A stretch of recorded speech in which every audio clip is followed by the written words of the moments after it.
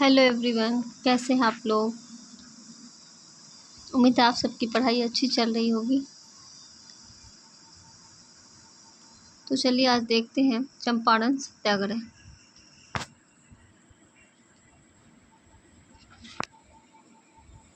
ऐतिहासिक अर्थों में चंपारण सत्याग्रह एक निर्णायक घटना का मोड़ था, क्योंकि यह पिछली घटनाओं से कुछ नया करने की शुरुआत को चिन्हित करता है। यह एक निर्णायक घटना थी जो बाद के ऐतिहासिक आंदोलन का मार्गदर्शन बना। चंपारण सत्याग्रह बिहार के चंपारण जिले में नील के बागान व्यापारियों के खिलाफ हुआ था, क्योंकि अंग्रेजों ने गरीब किसानों को उनके खेतों के वे हिस्से में न्यूनतम कीमत पर नील उगाने के लिए प्रताड़ित किया था। अंग्रेजों ने 1917 आते आते अंग्रेजी सरकार का विरोध देश में चरम पर था। 1917 आते आते अंग्रेजी सरकार का जो विरोध था वो देश में चरम पर था। इसके बावजूद संचालन में सही दिशा, समेकित प्रयास और संगठित नेतृत्व के अभाव के कारण कोई भी क्रांतिकारी आंदोलन अपने उद्देश्य में काफ़ी कामयाबी हासिल नहीं कर पा रहा था।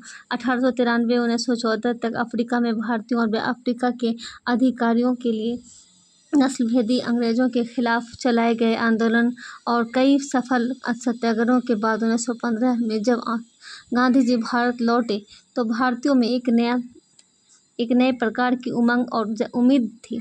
1916 में लखनऊ में कांग्रेस के सालाना अधिवेशन में गांधी जी जब लखनऊ में शरीक होने पहुँचे तो वहाँ उनकी मुलाकात तो किससे होती है?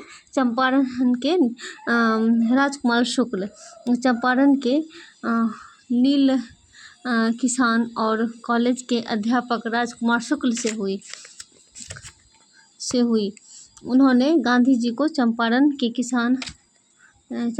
की दुर्दशा से अवगत कराया और एक बार चंपारण आने का निमंत्रण दिया। इसके बाद राजकुमार शुक्ल और चंपारण के पीर मोहम्मद अंसारी ने गांधी जी को कई बार नीलहे की दुर्दशा के पर पत्र लिखकर चंपारण की स्थिति के बारे में अवगत कराया, लेकिन दोनों लोगों की वेदना, दुखों और अंग्रेजों की हुकूमत के जुल्मों का एहसास सही मायने में गांधी जी को पहली बार चंपारण आकर ही हुआ था। वहाँ के लोगों की शक्लों और जिस्मों से झांकता हुआ कंकाल चीख चीख कर अंग्रेज़ों के जुल्मों की कहानी कह रहा था। किसानों की हालत दयनीय थी। 2 वक्त की रोटी को लाचार किसानों के पास न पहनने के सही कपड़े होते थे, न पेट भर खाना। उसी पर उन्हें मजबूर होकर नील की खेती करनी पड़ती थी। इतना ही नहीं, ऊपर से 3 कठिया लगान ब्याज की किसानों की कमर तोड़ रही थी। तो राजकुमार शुक्ल के कई बार अनुरोध पर गांधी जी 10 अप्रैल 1917 को कलकत्ता से पटना पहुंचते हैं। पटना के बाद अगले दिन वे दोनों मुजफ्फरपुर पहुंचे। वहां पर अगले सुबह उनका स्वागत मुजफ्फरपुर विश्वविद्यालय के प्रोफेसर और बाद में कांग्रेस के अध्यक्ष बने JB कृपलानी और उनके छात्रों ने किया। शुक्ल जी ने यहाँ गांधी जी को छोड़कर चंपारण का रुख किया ताकि उनके वहाँ जाने से पहले सारी तैयारियां पूरी की जा सके। तो ये छोटा सा चंपारण सत्याग्रह का छोटा सा क्लिप था।